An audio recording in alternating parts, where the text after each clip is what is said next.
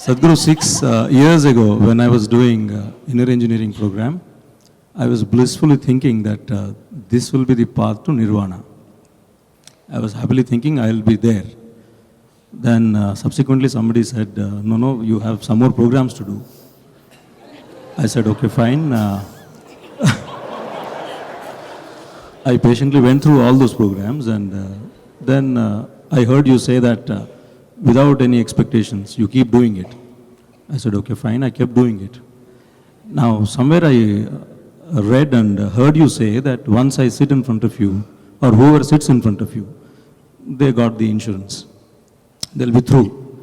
Now, I'm just wondering, do I have to go through all this, or I'm blissfully okay because I got the passport now? I just wanted to tell me this, Sadhguru, honestly, I would like to know. So, what you're asking is, tomorrow morning should I do my Shambhavi or not?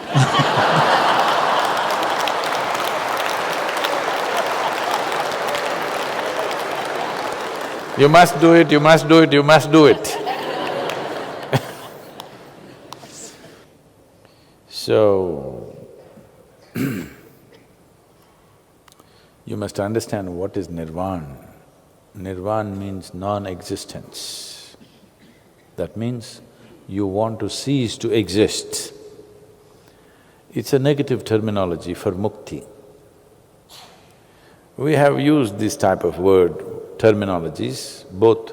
The yoga uses both positive and negative terminology. But Gautama used only negative terminology because he is just on the job. He doesn't believe in aesthetics of life. He wanted to turn the whole world into monks, you know. He wanted to turn the entire world into monks. He did not allow women into his sangha because he thought, if he turns all the men into monks, women are fixed anyway.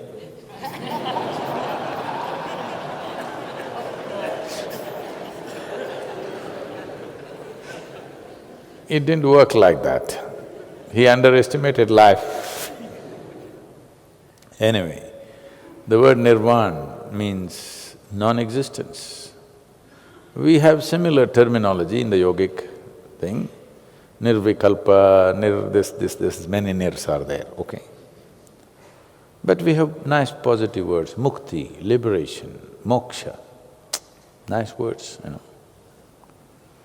So when you have to be inspired, we will talk in positive terminology.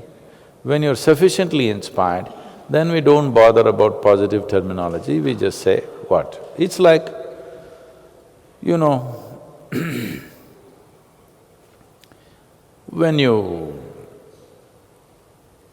Suppose you met your spouse before marriage, you said certain things.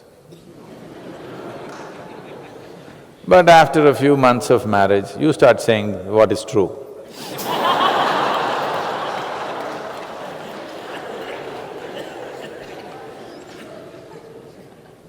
That's why the comments at home is something that you must carefully listen because they may be very true.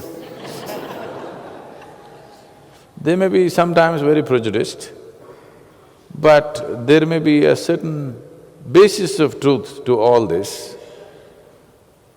It is just that you may have many facets, but one particular facet is what they might have caught on with, and they're all the time talking about it, not willing to see the other facets, but there is a truth to it. Because in close proximity, when there were no pretensions, they have seen you, isn't it? People outside have seen you when you're ready for the world. People at home have seen you when you were vulnerable and when your act is not ready. So nirvana means non-existence. Is that what you were seeking? You want to cease to exist? Is that what you were seeking? You want to cease to exist.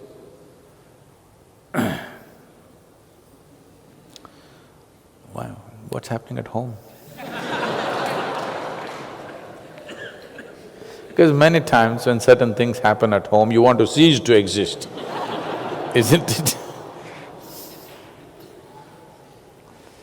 If it gets very bad, initially when the other person matters to you, when some things go bad, you want to cease to exist. After some time when things get bad, then you want that person to cease to exist.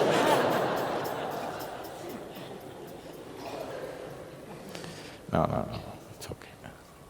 I'm just being nasty, that's all. So, you want to cease to exist. Then how soon? How soon? Family? You get rid… Oh, they all want to live. Then you must be the cause.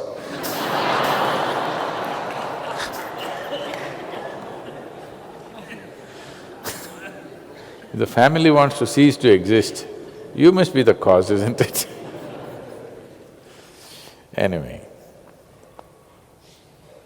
you need to understand this. Life has come, when I say life, this life has come with various dimensions of infrastructure. Physical infrastructure, a certain level of surface software which we call as prarabdha, certain deeper software which we call as sanchita, and much deeper software which is in the layers of Vijnanamaya kosha. There are different levels of infrastructure which makes this life what it is. So these different levels of infrastructure have to be dismantled entirely if this has to cease to exist. If you just dismantle the physical infrastructure, the other things are still there.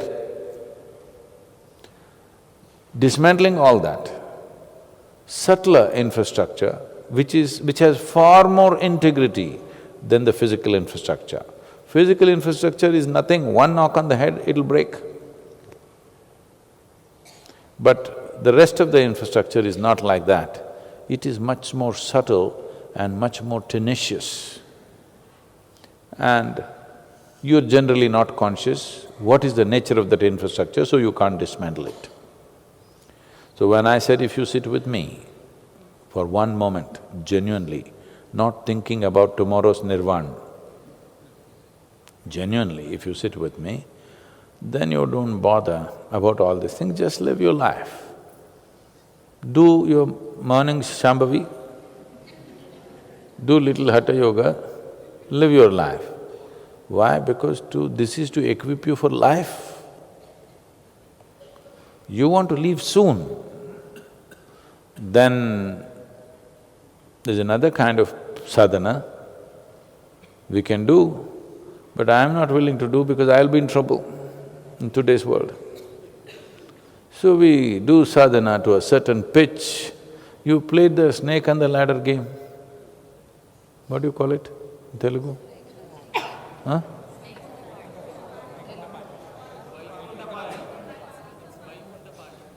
Is it so? The snake and ladder game? Okay. Okay, that's a good name. So in the snake and ladder game, if you put 5, you'll go up, if you put 6, you went down, again you went up 3, again you went down 4, endlessly this is happening. But there's a last line. Once you go there, no question of going down, but it's only 1, 1, 1, 1. This whole game is very similar to… it's very… I don't know who came up with this name Vaikuntha Pai. It's perfect. It's a perfect name. I didn't know there was a name like that.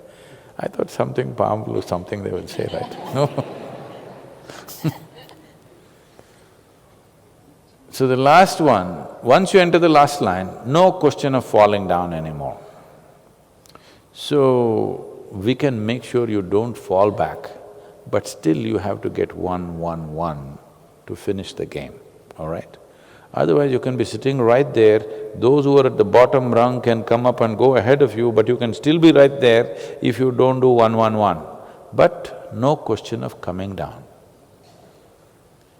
I can make sure you don't come down, but you have to make sure that 1, 1, 1 happens. For that, nothing to do, you just have to wait.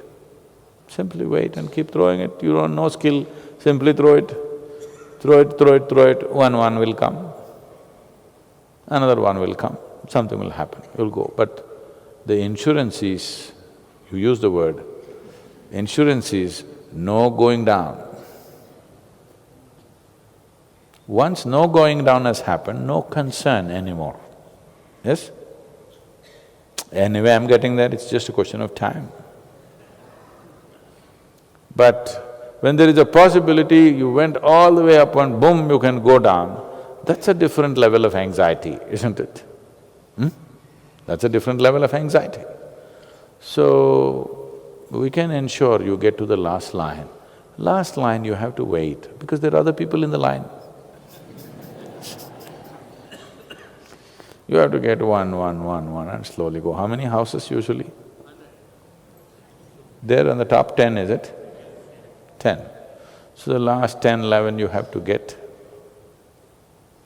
So nothing to do, no skill needed. Just do morning hatha yoga so that rigor mortis does not set in too early in your life. Do Shambhavi so that life is alive and on, it's worth living. Just wait. It'll happen, at least going down is gone from life. That's good enough? No? Not good enough? We get you to the last line, is that not good enough, I'm asking you? But if I have to crack the shell myself, not that it cannot be done, but we won't do such things for various reasons. There are many reasons why we do not do such things. It's not necessary because every life has to find that way. There's no need to intervene to that extent. It's not necessary to do such an invasive process, unnecessary.